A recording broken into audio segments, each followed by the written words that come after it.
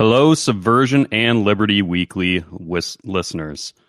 I am Trey from the Subversion webcast, joined by Patrick McFarlane.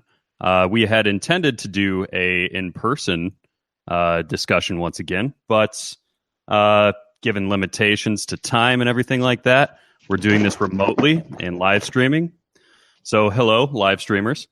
And today, Patrick and I are going to be talking about domestic violence. And Patrick actually created a very good domestic violence paper for a class of his. So that's what we're here to discuss today. So how's it going, Patrick? Pretty good, man. Good to interact with you again. Yeah, likewise. Yeah, too bad we couldn't meet up in person, but such c'est la vie. Wait, that's not right. Yeah. Such is life. Well, next weekend, actually, a good time to plug this. Patrick and I will both be at Agora Fest, and we will both be speaking. My topic will be on just general strategy for libertarians, what's best for libertarians going forward. And I'm personally going to focus on some sort of hyper-individualism, sort of how we can find freedom in an unfree world and how fixing yourself is more productive than trying to vote yourself free. So that's more the direction that I'm going to be going. So yeah, if you're in the Twin Cities area, it'd be fun to have you join us. Yeah, that's at the Doubletree Hilton, it's at the Doubletree. I don't know what time of the day I'm speaking. I don't know about you either, but yeah, I don't have anything set on the schedule yet, but I've been in contact with the promoters and everything, so. Yeah, it should be a lot of fun. So I'm hoping that people will come meet us if you live in the Twin Cities area. Absolutely. So yeah, this domestic violence paper really captured my attention and also my curiosity and creativity, if you will, for solving this problem. Because I think the biggest thing about domestic violence or any other statist issue is that the government has been inept in actually doing anything about it. And as you detail in this paper, maybe even worse than that, they make the problem worse. So, I mean, you start really in the article and it reads sort of like a screed against the state in a way, but I hope that people take away from it just this general human problem of violating the rights and liberties of another person, and to engage in this identity politics issue sort of from a different angle than people usually do. So I found that very insightful. Oh yeah, I appreciate that. What I really wanted to do was take it and speak the language of these feminists, because the biggest activists in this community on this issue, the battered women's movement, as it's called, I believe now, or the anti-partner violence, there's a PC term that, I'm not privy to. Well, I'm privy to it, but I just don't embrace it. But it is kind of run by the feminists, and the anti-domestic violence, the history of it is a kind of a feminist movement. So I wanted to speak right to them.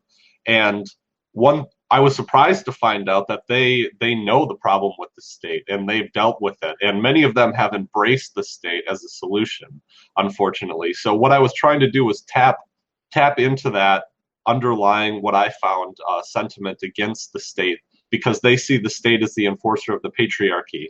So I wanted to tap into that and speak a language that they would understand. Absolutely. And, it's almost like the logic goes that, if the public sector doesn't do it, then nobody's going to, right? Yeah. But we'll find later on in this paper that that's quite the opposite of the case. And you see this with every social problem, I feel like. The pattern is there that any sort of social problem that gets solved, it's never through some sort of top-down decree. It's always through people who see a problem and go out of their way to actually fix the problem. You can't just call for some statist policy and then pat yourself on the back knowing that you did a good thing by advocating a certain public sector policy. It has to be from this sort of, like you talk about in this paper, a grassroots movement. So it's all about focusing on what will actually solve the problem for these women who are victims of what we would consider the worst violations of individual liberty, the violation of your life and property of your body. Yeah, and that's the thing, is that these are NAP violations. Domestic violence violates the NAP. It's not like a victimless crime. So you have the dual problem here of, well, we want to criminalize and enforce domestic violence policy on one hand because you are getting NAP violations. It's not a victimless crime. But at the same time, this contributes massively to mass incarceration. It's not the biggest issue, but it also has done that. So I want to before we really get into the meat of the paper, I wanted to talk about my professor, because I took this as a seminar class. And my professor is very, very smart, and she actually, I didn't expect her to, because I'm assuming that everyone is a lefty statist, and I believe she was left, but she really, really encouraged me in this paper and encouraged my unorthodox views, because what I really found was that there are a lot of hyper intelligent people dealing with this issue and inside the system, and people working very, very hard and doing good work, but they're just grappling with this problem that I don't want to say I'm going to come in and solve everything, with libertarian theory, but they know the system is broken. They know it's broken, but they've been trying and struggling with the same solutions, and they just don't know really how to tackle it. They don't know how to deal with it because the perverse incentives of the state, all they want to do is throw more money at it, or, but I guess what I wanted to highlight is that there's a lot of really smart people working on this, and they just are having a hard time figuring it out, I think. Yeah, and I mean, just to stay on that point about colleges, I think myself, like a lot of people, have become very cynical to the environment that are on college campuses. And myself, I mean, I went to a community college, so I wasn't necessarily around these really sort of neo-Marxist ideas, if you will.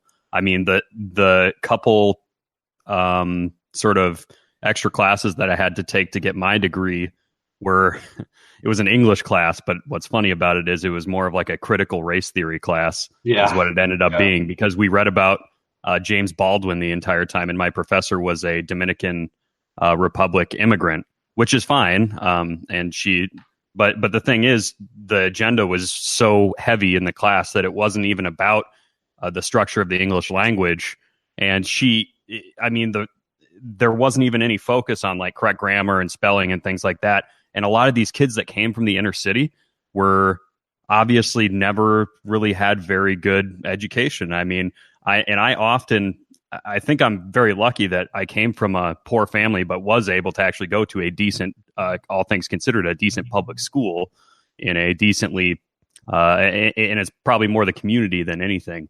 But you see what I'm saying, that perhaps the focus that we take in how we solve any problem, a lot of people focus on, like you said, just throwing money at a problem might not be the solution, because inner city schools are some of the highest funded school districts in the country, and they have the highest illiteracy rates. So, I mean, at some point, you got to kind of consider that just throwing capital at something isn't necessarily the problem, and perhaps there is more of a structural issue, which I think this paper certainly gets at.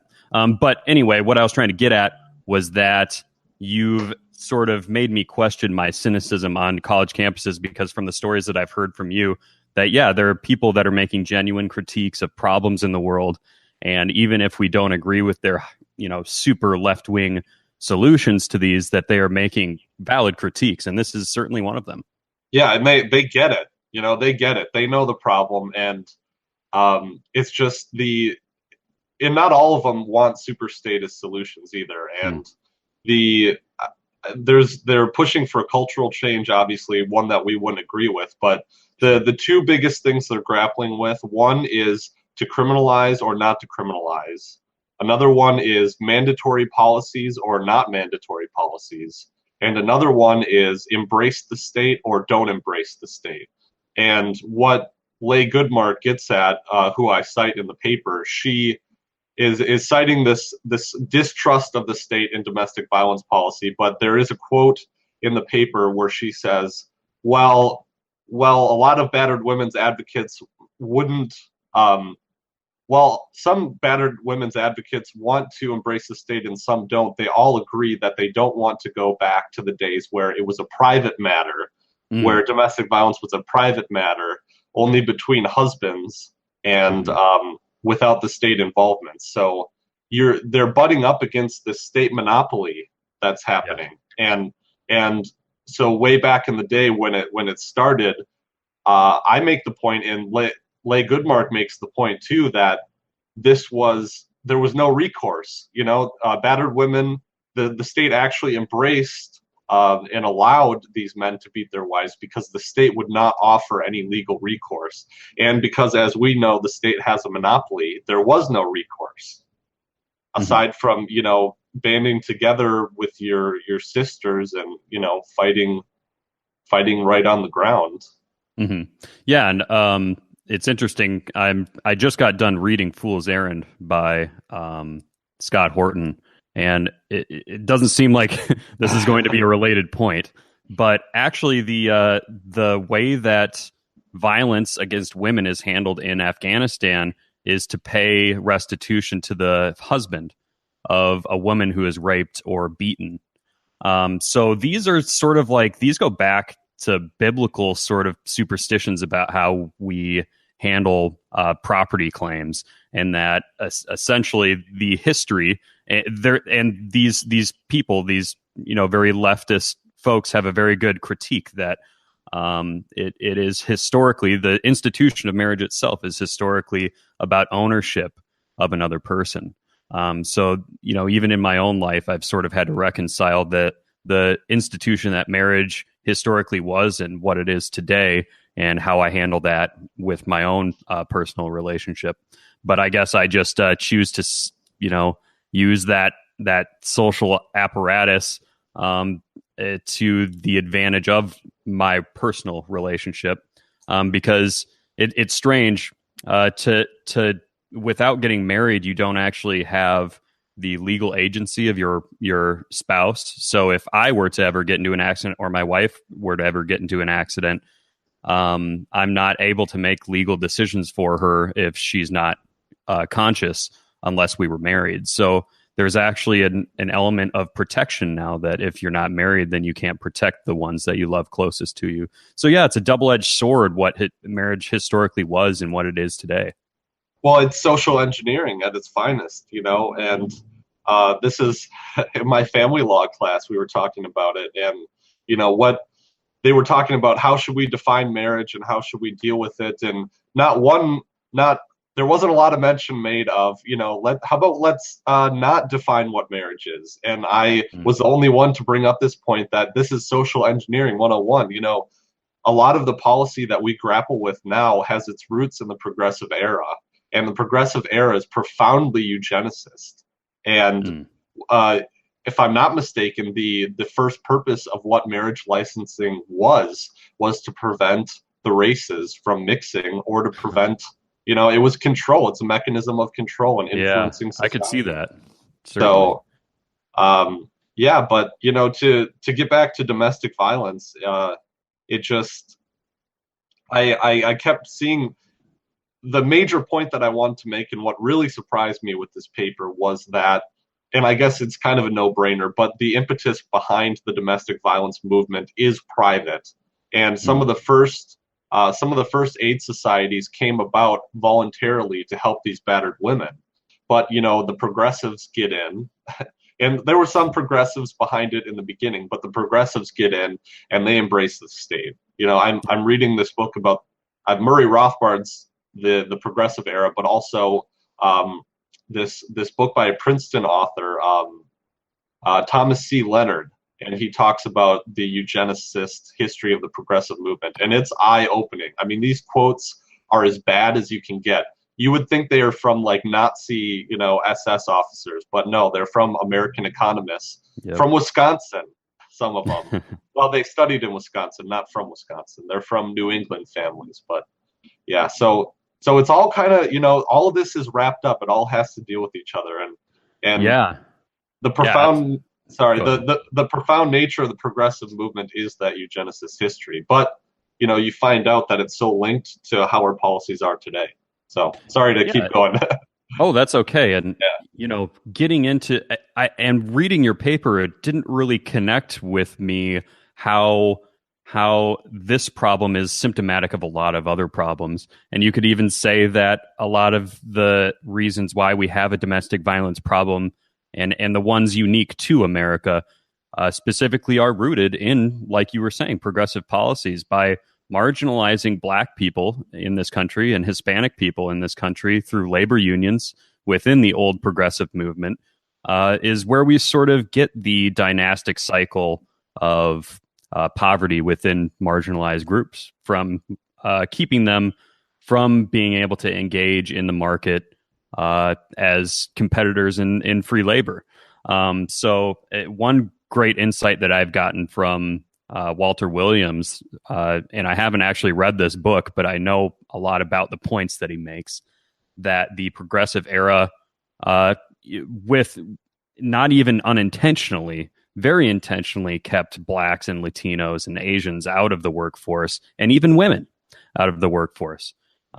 So, I mean, if we really want to look at who created this problem, we should be honest about the history of that, and be honest about, as a progressive, if you are one, to look at the problem honestly. And it seems to me that the people that are usually calling for state intervention, if you do anything to question that creed, then it's almost like you don't want the problem to be solved at all, which calls to mind Bastiat's most famous quote that I know of, that government confuses the distinction between government and society.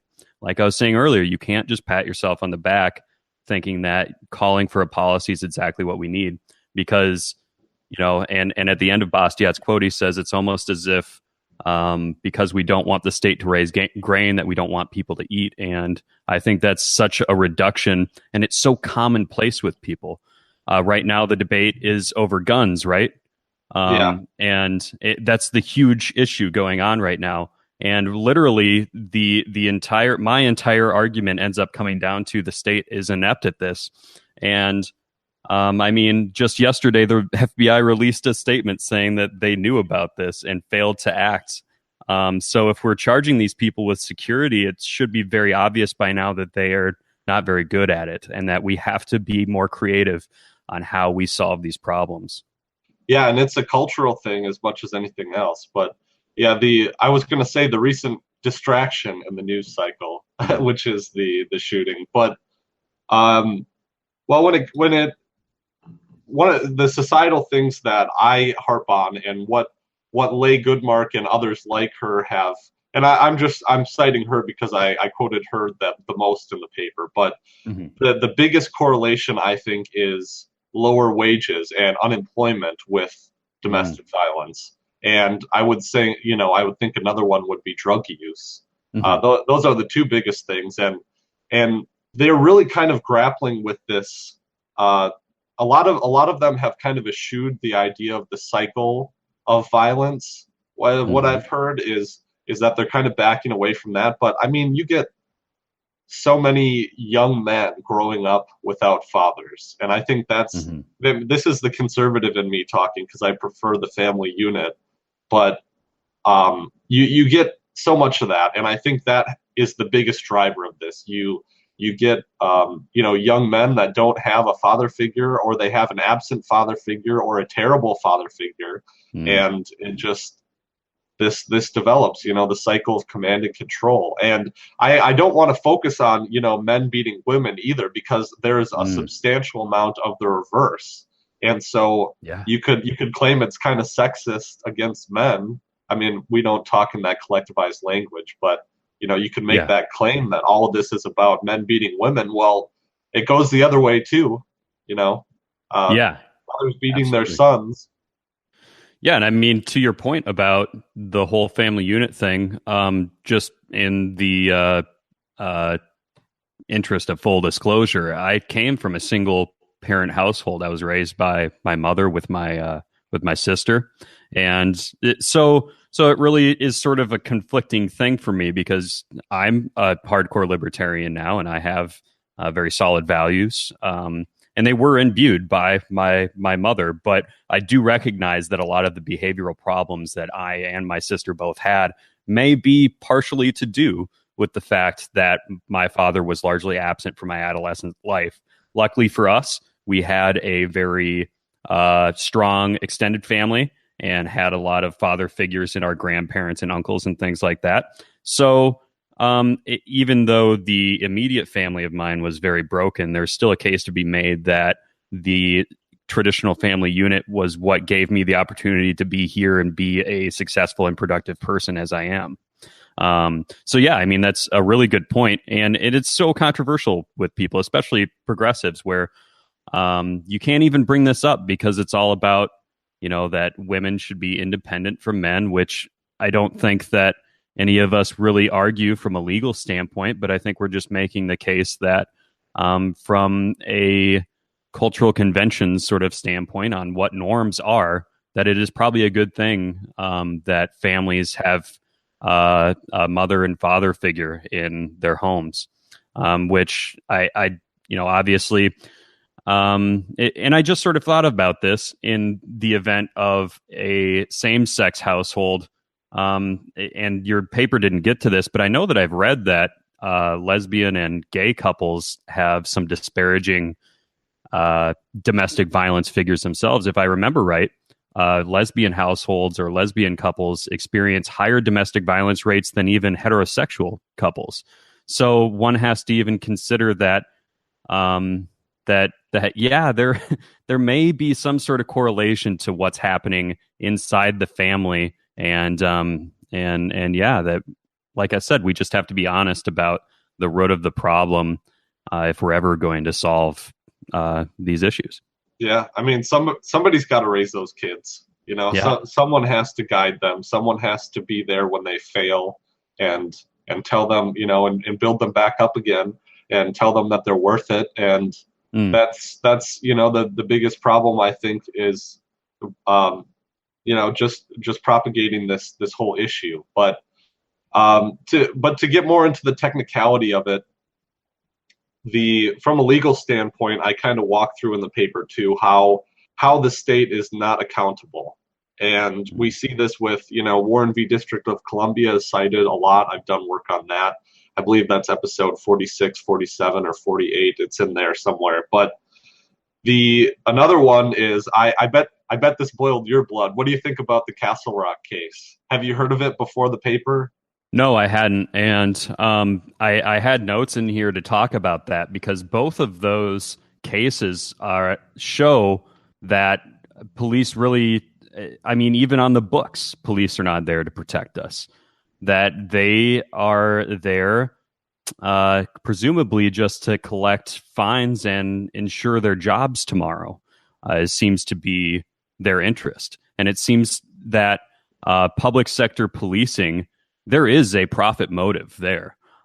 Everybody operates on a profit motive, and progressives and leftist types really don't like it when I say this, but they, like, for example, they talk about private prisons. And I say to them, well, how do you suppose that the public sector works? I mean, the profit motive of the LEO and guard unions is very strong, wouldn't you say? That these people have every interest, just as a private sector enterprise would, to have their jobs tomorrow. The only difference being that a private sector at least has to accommodate their consumers in some sort of fashion to have their jobs. I mean, the checks don't just keep rolling in.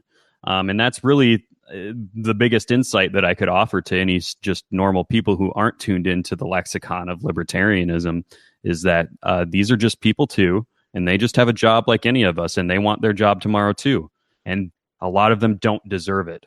And I think you make that very clear in this case, or in this paper, that not only has the state been inept at solving this problem, but think of all the money wasted that could otherwise be going to actually relieving the situation of these victims. But one thing that sort of has me conflicted about this entire thing is a lot of these women who are in these relationships feel dependent on their abuser.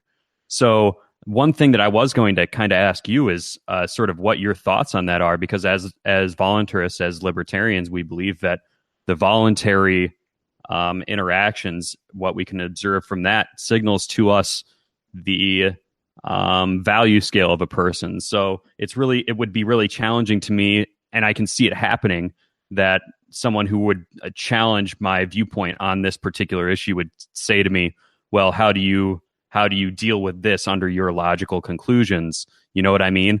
Like that is sort of a challenging thing for me to reckon with, because even if you were to let's say you were to take a very violent approach to defending these women. Let's say you were going to go door to door and use violence against the husband to defend the woman. She may even hold you back from hurting him and from defending her. So it's a very complicated matter. And to just say that you can just send in government and use some sort of policy like that sort of leaves a lot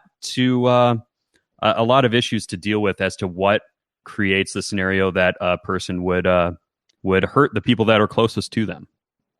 Yeah, and that's a valid concern. You know, there's a lot of those tough questions and moral conundrums to confront, and that's what they deal a lot with in my seminar, what my professor was talking about. But I would always just point to, the very fact that the first answer to domestic violence was a private women's shelter in Chicago. I believe it was Chicago, and I mean that it was voluntary. That was before the state, they appealed to the state, but this was grassroots. It came about as women banding together to save each other. And I think that's a solution. There's no reason that private women's shelters, wouldn't proliferate. I think it's also a cultural thing, because what we need to do is encourage, an environment where women are able to leave and be independent, and that has to do with easing up of economics and unburdening private enterprises and encouraging small business and stuff like that. If the economy was robust, I think one of the biggest things preventing women from leaving, there is the emotional part too, but logistically, speaking from my own experience as well.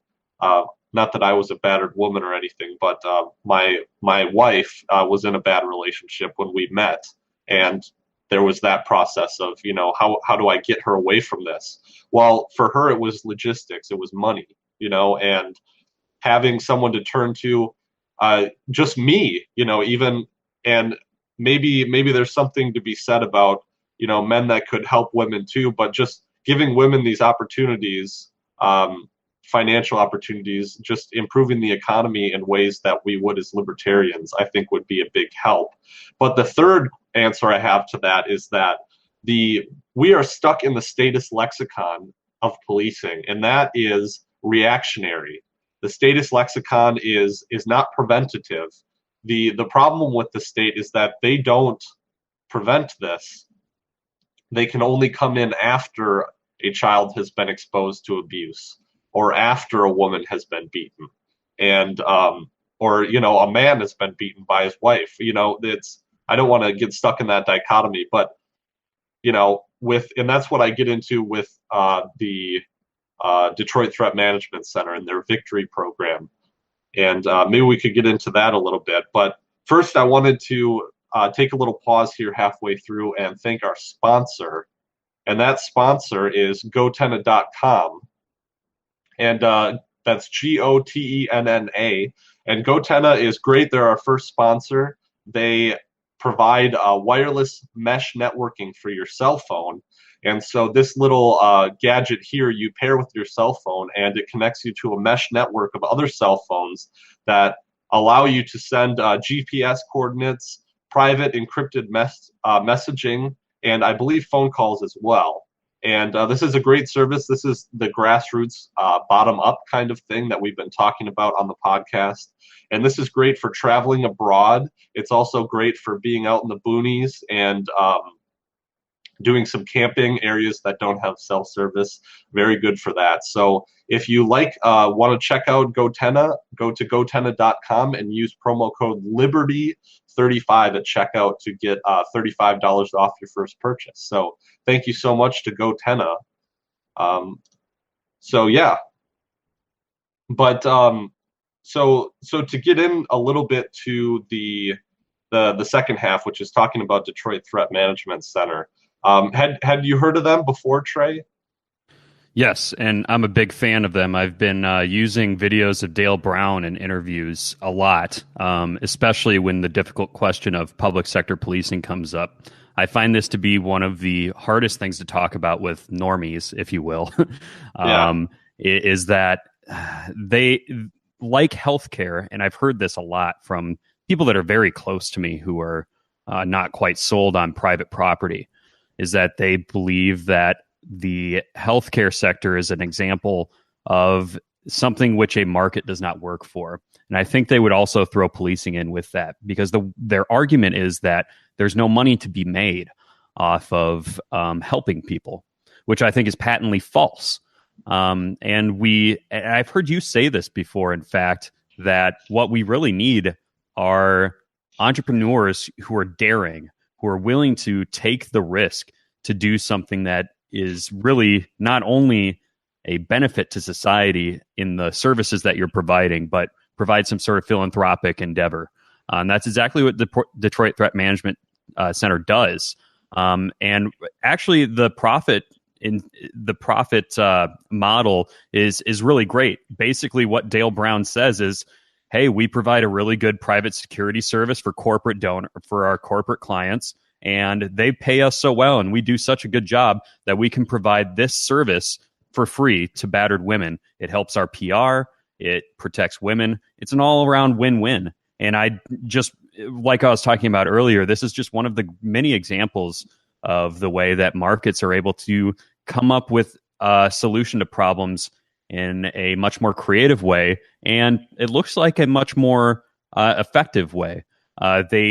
It's not like they go into homes and intervene extremely violently. They literally just like hold back the abuser and get the woman away from the situation, which is a lot better than, like you had talked about earlier in the paper, that the incarceration of the domestic, the aggressor, if you will, which, by the way, the aggressor is always perceived as the man, even if the woman is the person abusing. So that person gets locked up in a cage. And I mean, one has to even think of how that goes through the mind of an abuser.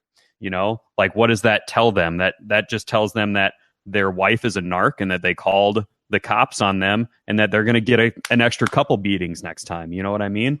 Yeah. So I mean, I'm just not sure that, that there's even a simple solution to this. So people like the Detroit Threat Management Center are taking this very seriously and with a multi-lateral approach that I feel like deals with each scenario very specifically, rather than just dealing with it from some statutory position. Yeah, and well, to take the first thing that you mentioned, the idea that there's no benefit from policing or there's no profit to be made from policing is just so patently false. It's just ridiculous that, one thing Dale Brown talked about, and what he said is when he started this big company, it was literally just him walking around a neighborhood, and what he ended up doing was talking to managers of apartment complexes and saying, I'll stay here and I'll prevent crime from happening. And I can't remember exactly how it was, if they gave him one apartment building, like an apartment room or something, they paid him. But he was saying, surprise, surprise, the neighborhood flourishes and grows when old people can, safely go from the bus stop to their houses, or when people aren't getting murdered on your property. It tends to help business.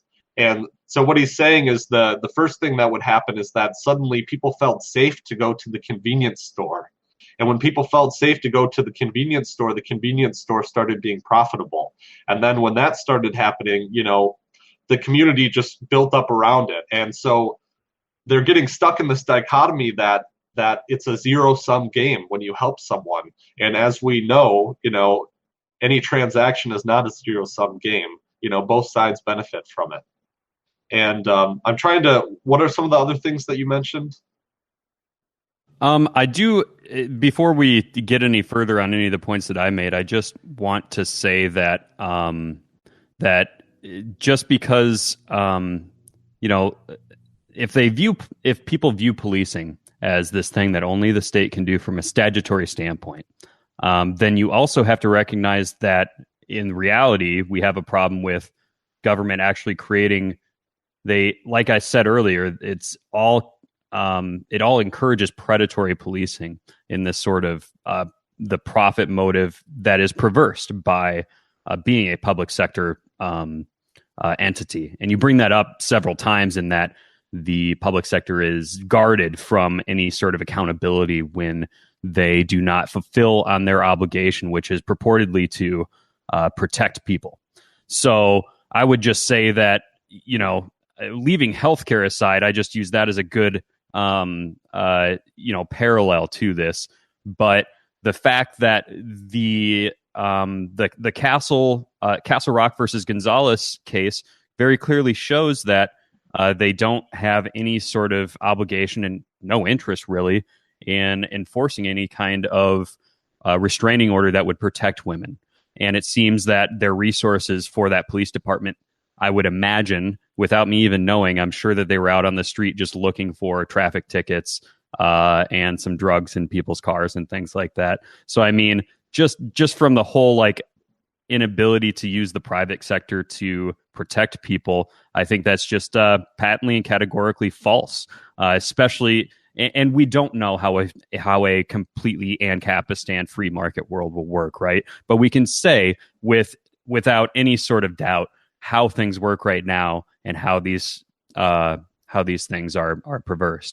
But some of the other points that I was making about Detroit Threat Management Center is that yeah, I mean they're providing a multilateral service to a lot of different people. It's not they're not some dedicated service where all they're doing is going around just policing neighborhoods with a strong arm. It's not just someone running around carrying a huge stick. There is an actual mission there. So I mean, I just do not see that sort of incentive and that sort of goal from the public sector. And even though they say that they do, if you look at the slogans on any LEO sort of pro LEO propaganda, it's all about protecting the weak and things like that. But to me, they're not protecting the individual; they're protecting the public. So I don't see them protecting any sort of minority.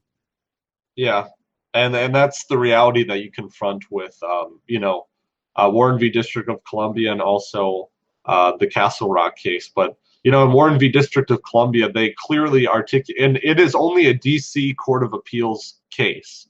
So it is. I saw someone on Facebook the other day saying that it was a Supreme Court case. No, it's not even a federal case. It's a D.C. case. So D.C. Court of Appeals is it's the court of last resort for the political entity that is D.C. So it's kind of like if the Wisconsin Supreme Court came out with a ruling. It's not binding in any federal jurisdiction. But the thing about it is that they say this is a clearly articulated font of law that the police owe no duty to specific individuals of protection.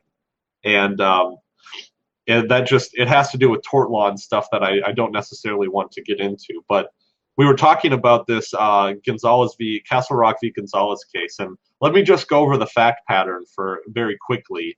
Is that because it's very infuriating, and I think people need to know about it. And it didn't happen too long ago, but the basic fact pattern is that there was a woman who had a court-ordered restraining order against her estranged husband. The kids were playing in the front yard, and the estranged husband came up and abducted them.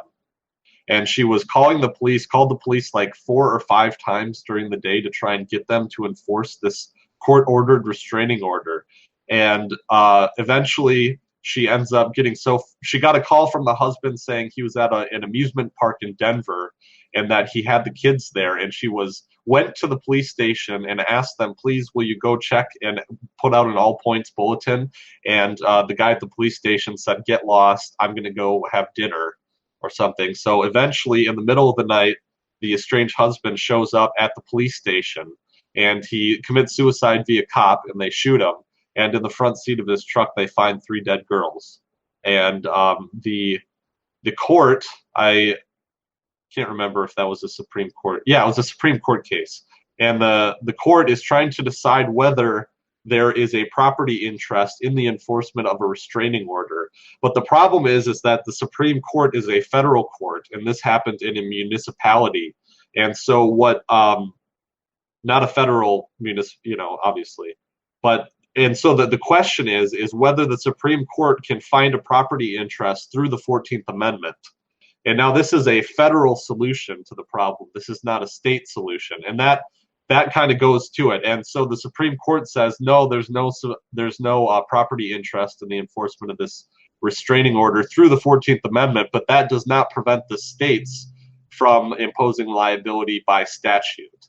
So there could be some statutory solutions to this, but they are deciding not to impose it on the states through the 14th Amendment. But like I say in the paper, that for Ms. Gonzalez, that doesn't help her, obviously, because they're denying it. And although I would support states' rights over the federal government, it doesn't console Ms. Gonzalez at all. But the kicker of it is that Justice Ginsburg, of all people, Justice Ginsburg says in her dissent that if this was a private contract between a security company to protect her, there most definitely, obviously, would be a property interest there. And so that's what we're confronting here. The state of Colorado or the township or whatever municipality or governmental branch it was up to could have written a law that would impose a property interest here, but they just didn't. And most states do not. And so that's the problem.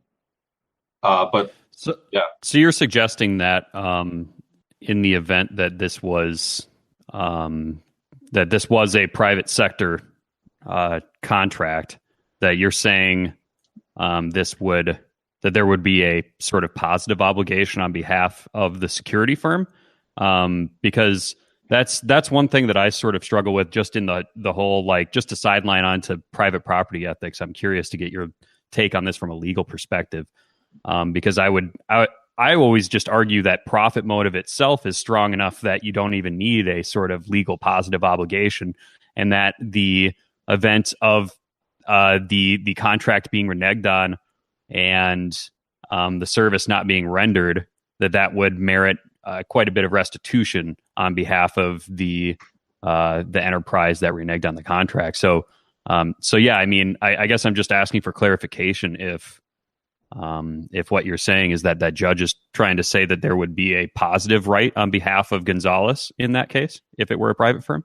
Yeah, and so it comes down to breach of contract and contractual obligations. So I hesitate to say that. So if Gonzalez contracted with the private security firm and the guy shows up and murders her, out of plain sight, there might not be, because it has to be negligent. It depends on what the terms of the contract are, but there could be a clause saying, if Miss Gonzalez called the private security firms 5 or 6 times asking for help and they did nothing, then they would find something. But if Miss Gonzalez was just walking around her house and all of a sudden a strange husband shows up and shoots her in the head, that might not be quite as foreseeable as a problem. So it depends on the contract, but that would be one mechanism that would hold the private security firm accountable. Another one would be market forces, obviously. If even if they weren't negligent in enforcing the contract, and the woman is murdered anyways, it was just not foreseeable. Well, you would wonder if someone would contract with them anymore. But yeah. And it seems to all circle back to the fact that there is no sort of competition in place for public sector security. I mean, the checks keep rolling in for these people. There's Yeah. no way for there's no mechanism that restricts that capital from coming in. There's no customer feedback with the actual capital. So, I mean, Wait. You can vote. oh yeah, yeah. No, that's just the thing with people is, that meager vote really seems to mean a lot more to other people than it does to me. Yeah. Um, Well, I think maybe it's because maybe I'm jaded from trying to engage in politics for so long and seeing that I'm pushing a boulder up a hill that I just see voting myself free as a fool's errand, if you will. yeah. Well, well, even if voting actually did anything, what tells us more about the market? A bunch of people's opinions or a bunch of people participating in their own self-interest, in the market process.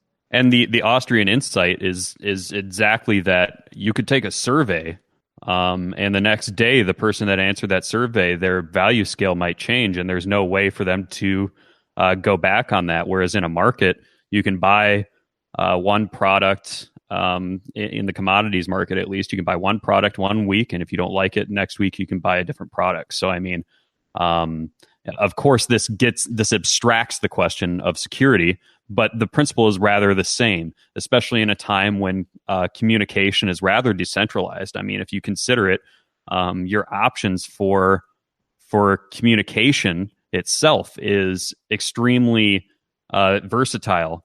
I mean, your cell phone will pick up transmits from different towers, and they might charge you more for being outside of your network, but the principle remains the same, that you have the ability to notify someone, even if they're not as close in municipal terms, close to you as a security firm. So, I mean, I can just see the response time, like let's say in the Twin Cities itself, right?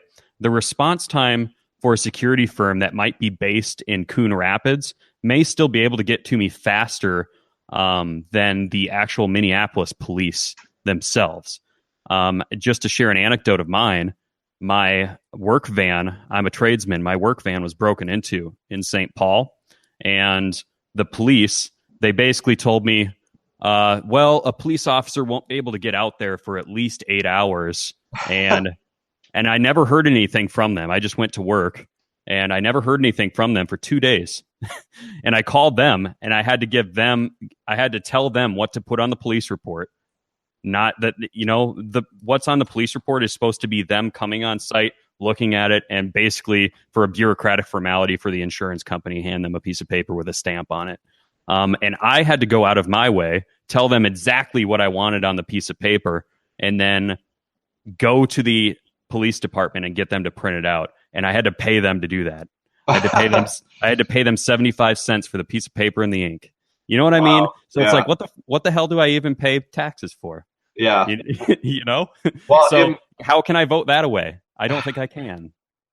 Well, and from the reverse standpoint, you get a private enterprise that's like, yes, come. We want to serve you. We want your business. Please, let us handle your dispute. But yeah, well, I wanted to in the interest of providing some details, I wanted to read that quote from Justice Ruth Bader Ginsburg, the most liberal member of the Supreme Court. She says, in the Gonzalez case, she says, surely if respondent had contracted with a private security firm to provide her and her daughters with protection from her husband, it would be apparent that she possessed a property interest in such a contract. Respondent's claim of entitlement to this promised service is no less legitimate than the other claims our cases have upheld, and no less concrete than a hypothetical agreement with a private firm. Bam, mic drop. That right there, and the implication being is that it's not illegal to start a private security firm. So what the hell are we waiting for? What are we waiting for? We need people to start private security firms. Don't like the cops? Well, then start a private security firm. I don't know, what is it, bitcop.org or CopWatch, or do you know if they're doing stuff like this? I think they should be.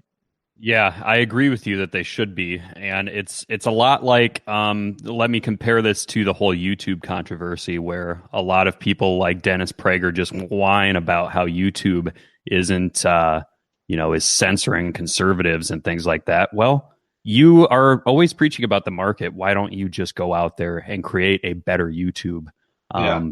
that they might censor some violent content or something like that? I think I would agree that violent content is probably not appropriate, especially if it's like, people getting beheaded or things like that. You can Yeah. see that being censored, right?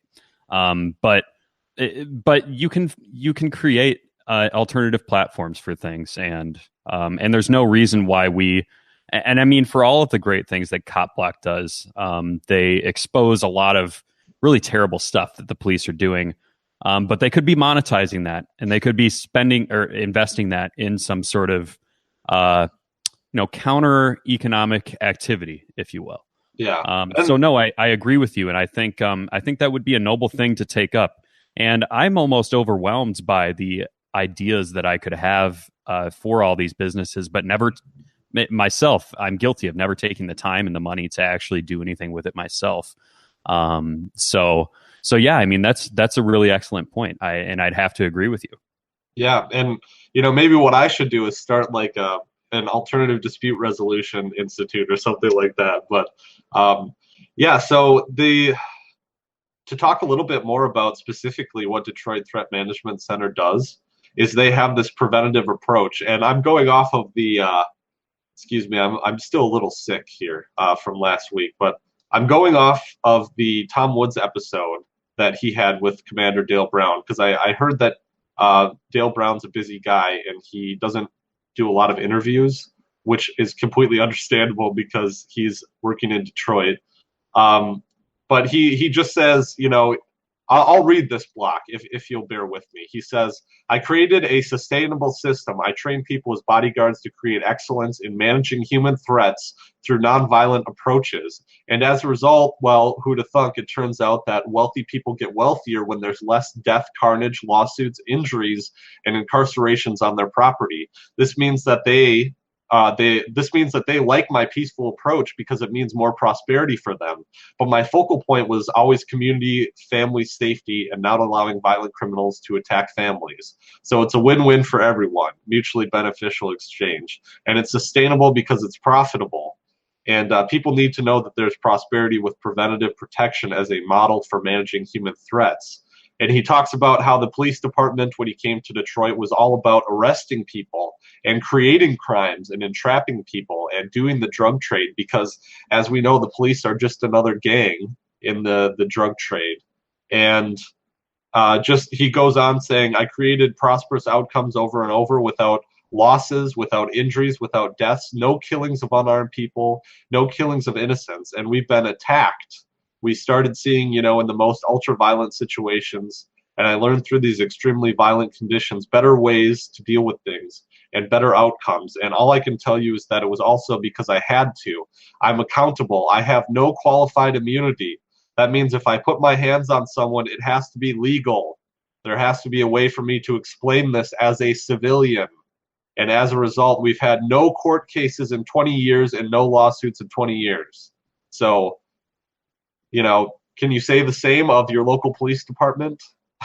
No, and actually, this brings up a really solid and compelling idea that I came across when reading your paper. Is that this Warren v. District of Columbia, considering that and the Castle Rock versus Gonzalez case, seems to conflict with some propaganda that I've heard from the Thin Blue Line crowd that in the event of a police shooting, there's at least one person who is among the commenters online who will tell you that, the legal stipulations are that a police officer has to shoot, otherwise they can be held, accountable for negligence. Yeah, it seems to conflict. It seems to conflict with those two court decisions, doesn't it? Where Dale Brown just basically says that, hey, my incentives are a lot better, just for the simple fact that I'm held to the same standard as any average Joe on the street that were to want to take up the task of doing this for people. Whereas the police not only do not have that obligation to protect people versus enforce a statute, they seem to, some of them at least, seem to think that they have the legal obligation to actually escalate violence rather than de-escalate, which seems to be the exact opposite of what this private security firm does. And I don't even know that Dale Brown is this hardcore libertarian type. I think he's just a rational person who sees this issue for what it is and is working within the world that he is to do the right thing. So Yeah. I don't think you have to be a hardcore libertarian to even see these critiques as something very valid and that we're not dealing with this situation very well. Yeah, you don't, and that's kind of also what I preach is that, you don't have to convince a lefty liberal that of free market economics to illustrate to them personally that the Detroit Threat Management Center is better than the cops. You don't even have to convince them of anything. They see how it benefits them. They love Uber and Lyft, and although Uber and Lyft are becoming more cronyist, the model is there. The model is there. And yeah, it's great. Yeah, and just to tie it all back to domestic violence, man, like we said earlier, there are a lot of things that play into this. And the sad thing is, I think the police sort of recognize, or at least the people that operate this apparatus recognize that it is a larger problem. Yeah. But their entire solution is broken window policing, to just go after all these little offenses because they think, oh, well, if a little person who commits little crimes like drug possession or breaking into cars and burglary and things like that, then surely they would commit violent crimes, which I would agree with. But the solution seems, for broken window policing, it seems like the solution to lock people up and send them to criminal college is the exact opposite of what you would want, which seems to turn out people who are more mentally unstable than when they went in and more prone to violence because they've had just learned from however many years or months or whatever they were in prison that that's how they are to protect themselves. So basically, we just create the problem. And yeah, this theme just comes up in the first section of your paper, that incarceration, and you don't get into the depth of the criminal justice problem itself, but I think it's sort of implied that that incarcerating people is obviously not the way that we deal with this problem. And if we really want to defend women, that we have to do it and not just say that we're advocates.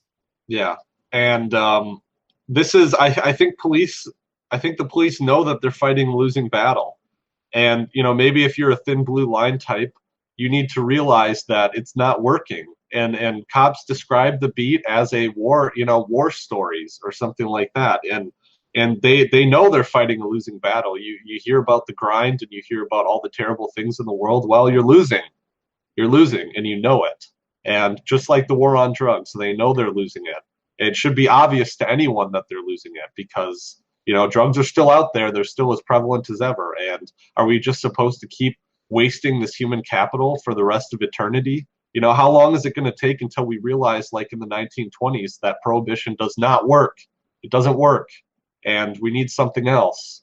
But I wanted to get into that too, and maybe we'll close up after this, but the biggest thing I wanted, that the biggest concern of the feminists is the agency of women, and women having all the autonomy that they deserve, their natural rights.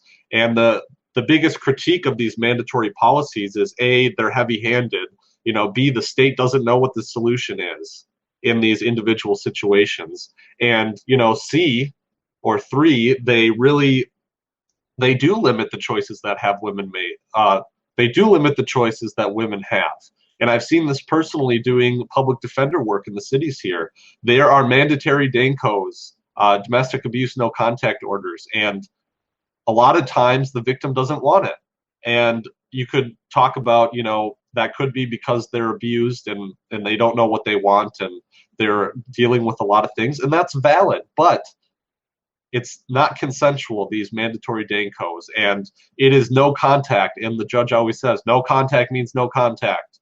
And I've heard people being violated on Dankos because they drove their girlfriend to the hospital and they were the only person to be there and do that at that time.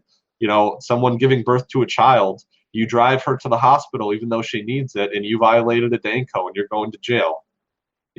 And I Yeah, and I often bring up with people that, the worst things that happen in this world, the worst violations of personal liberty, the worst, most egregious things come as a result of people who genuinely think that they're doing the right thing, people who genuinely believe in what they do.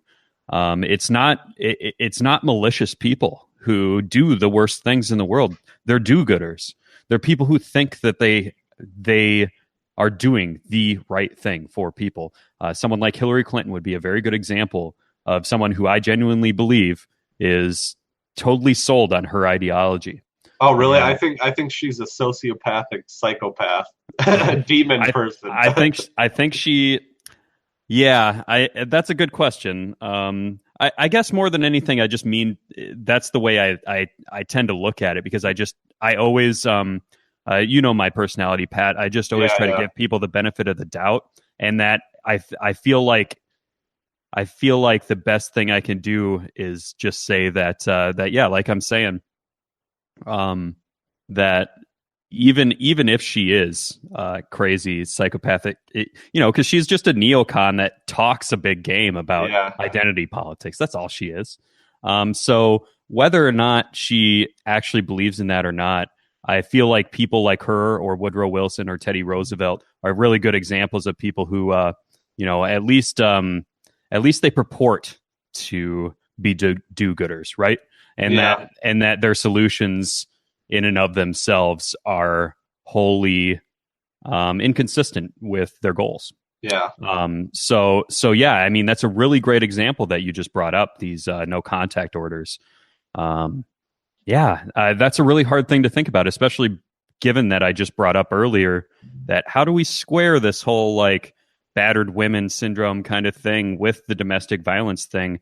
And that I think it should be apparent by now in this conversation that it's not a simple, there's no simple solution, that it's a very complex problem that runs very deep. It's a cultural issue, it's an economic issue, and it's an issue that we have relegated to just the social apparatus of violence. And I always say that if the government is a social apparatus of violence, then wouldn't it follow that the market is the social apparatus of cooperation, and that perhaps we should do more to engage in that and solve problems with that rather than just putting everything through centralized courts. Yeah, and that's a beautiful way of saying it, and that's a good bookend to this. But before we go, there was one thing that I wanted to talk about. You mentioned the thin blue line people saying that they're obligated to shoot someone and they could be sued if they don't. That's a load of horse crap, because this Warren v. District of Columbia case delineates the case law, the common law decision, and that is that we're not going to impose liability on police officers for not acting. A police officer has to undertake a duty.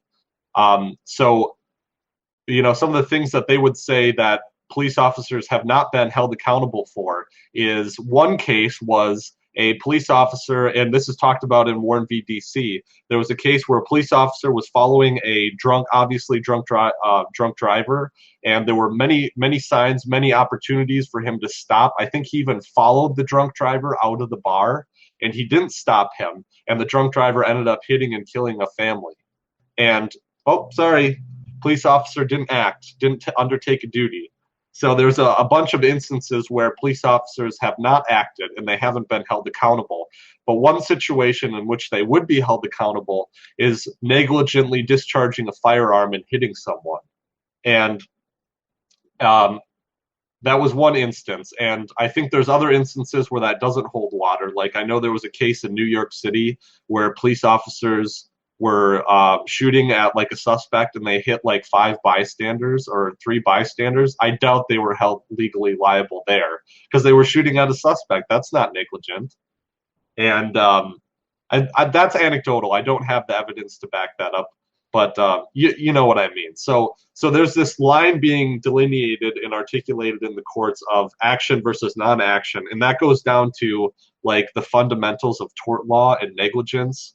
And they just say, even though the police have undertaken the monopoly duty of protecting the public, they say that, well, they're going to be treated like any other person when it comes to imposing liability on helping people. And I hope that makes sense. But yeah, it does. And I guess maybe just to tie together the theme that we've been getting at this entire time is that it seems as though the social contract is very inept at actually creating an environment where the security services are accountable for the services that they are quote unquote selling. That the social contract is inept, and that we really do need to take the hardline stance and say that private security, if we're going to have any, is the only thing that's going to be acceptable in a free world. Yeah, and that's because the social contract doesn't exist, And I know you agree with me, but I'll belabor the point because the contracts have rules. There's rules to contracts, and a lot of them have to do with identifying specific parties, and they have to deal with mutual assent. And coercion is something that invalidates every contract. That's contracts 101. So if the social contract exists, then it should abide by the rules of contract formation, the common law rules. And hint, hint, the Constitution does not follow the rules of contract creation. So you can say it's a compact and that the political entities are the contracting parties, but that's a load of crap because people have to be informed. And there's no reason that there should be a double standard. If you have if an attorney is your agent, the agent has to do what you say, and that's in the private sector. And there should be no double standard. So, well, hey Pat, it's always really good to talk to you, and I think that it's a tremendous benefit to the libertarian movement to have someone like yourself who's engaged, and you're you're going out of your way to get involved in the legal sphere, which is something that I myself am reluctant enough just to even get into politics, let alone the legal sphere. So, I mean, I just want to express my gratitude that you're bringing this knowledge from your class into an area that is so important, which is legal theory in libertarianism, because it's really all contingent on that. Because we really do believe that the only laws, they're very simple laws, right? That your body and the property that you come to own from use of your body is there's no justification for trespass against it.